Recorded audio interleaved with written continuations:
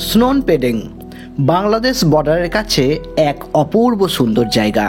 এখানে উমনঘাট রিভার অর্থাৎ যাকে সবাই ডাউকি রিভার বলে জানেন, এই নদীকে এখানে আপনি অন্য রূপে দেখতে পাবেন ঝুলন্ত ব্রিজ, সাদা সাদা মার্বেল পাথরের মতো পাহাড়ের পাশে নদীতে করবেন বোটিং, যা চিরাচরিত ডাউকির থেকে অনেক গুণ ভালো এবং খরচও কম।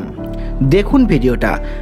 এই জায়গাটা ডাউকির থেকে ভালো কি না তার বিচার আপনারাই করবেন। তো চলুন আজ স্নোন পেডাংয়ে।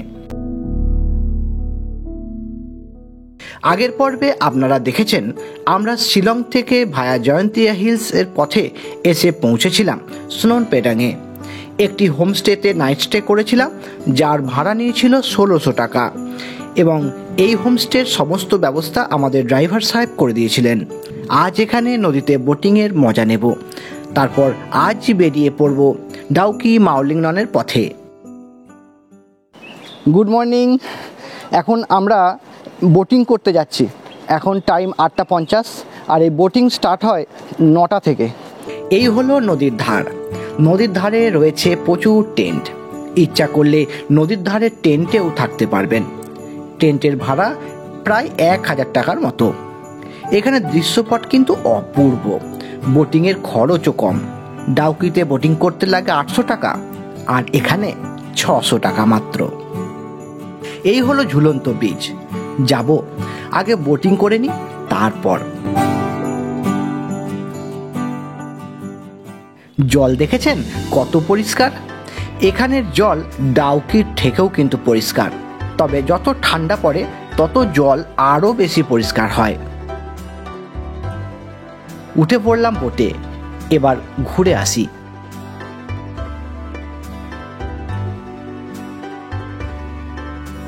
এখানে নেই তেমন যানজট।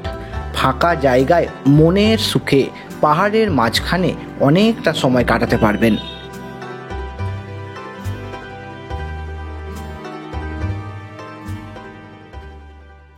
চেপে রয়েছি, অপূর্ব লাগছে, অপূর্ব। কি বলবো আপনাদের। সবাই তো ডাউকিতে ঘোরে, ডাউকিতেও যাব, কিন্তু এখানটাও অপূর্ব। চারদিকের সিনসিনারিটা সব দেখুন একবার। এখানটা আসবেন, এসে এখানে থাকবেন, এখানটা ঘুরবেন। শুধু ডাউকি চেরাপুঞ্জি ঘুরে বাড়ি চলে গেলে হয়? মেঘালয়ে তো আরও কিছু জায়গা আছে দেখার। অপূর্ব।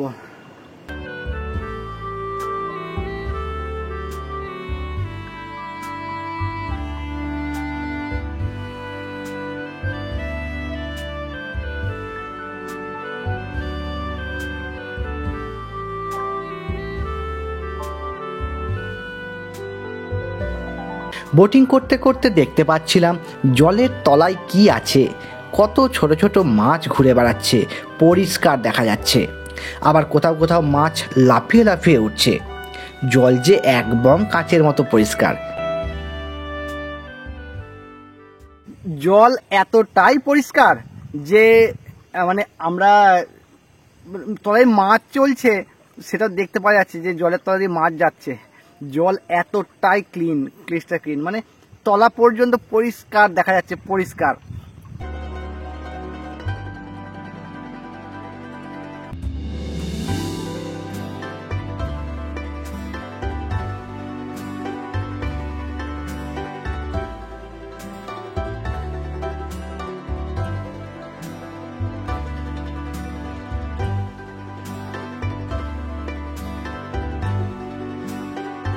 দেখতে পেলাম সাদা মার্বেলের মতো পাথর।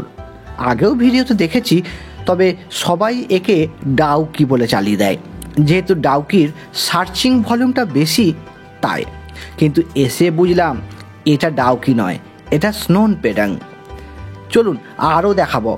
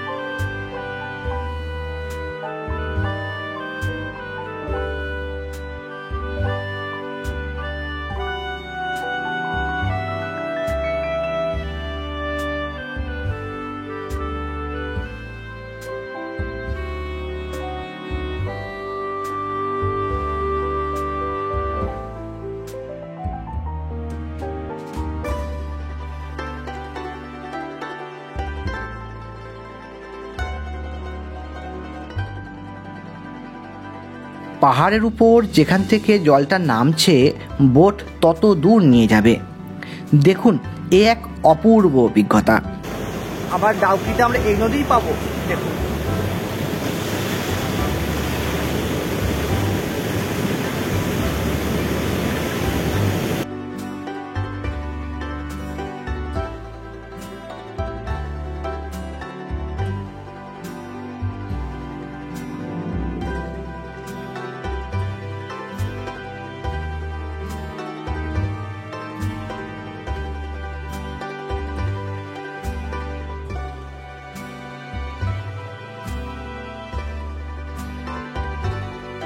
যেখানে বোটে চেপেছিলাম সেই জায়গাটা থেকে এইখানে দূরত্ব কিন্তু অনেকটাই, তাই মাত্র 600 টাকার বিনিময়ে অনেকটা সময় আপনি এই নদীর উপরে কাটাতে পারবেন।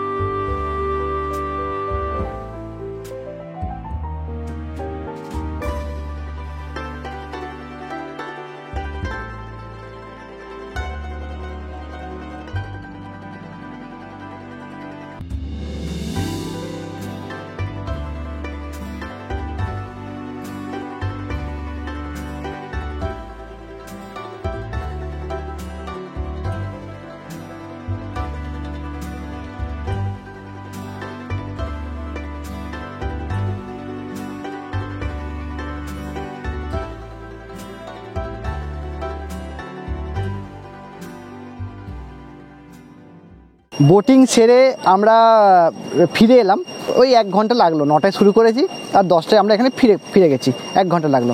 তো এখানে ওই রকম কোনো টাইম নয় যে 1 ঘন্টার সফর কি 2 ঘন্টা 1.5 ঘন্টা এরকম কিছু নয়। মানে ওই যে ওই ঝর্ণাটা নামছে যেখান থেকে স্টার্ট, মানে পাহাড় থেকে জাস্ট নামছে ঝর্ণাটা, ওই পর্যন্ত যেটা আপনাদের দেখালাম ওই পর্যন্ত নিয়ে যাবে আবার নিয়ে আসবে। আর রেট হচ্ছে 600 টাকা।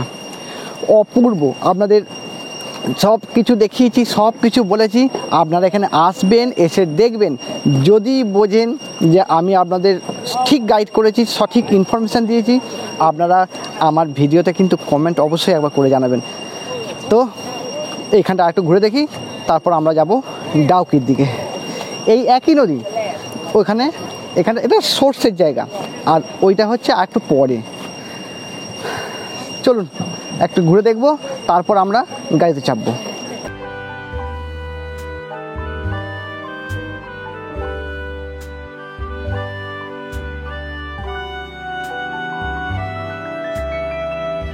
এবার আমরা এলাম হ্যাঙ্গিং ব্রিজে।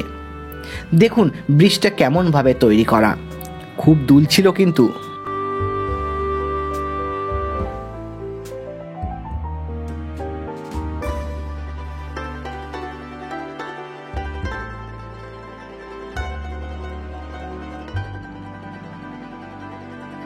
স্নোরপেডিংয়ে সকালটা বেশ ভালোই কাটলো, খুব এনজয় করেছিলাম আমরা। আমাদের হোমস্টে ড্রাইভার দাদাই ঠিক করে দিয়েছিলেন।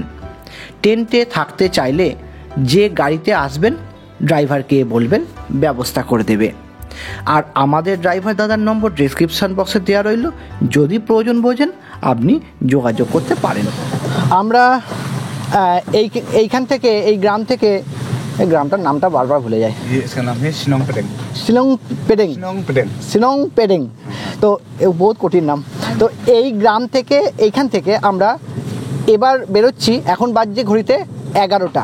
আমরা এখন যাব বাংলাদেশ বর্ডার, মানে ভারত বাংলাদেশ বর্ডার দেখতে, তারপর ডাউকি।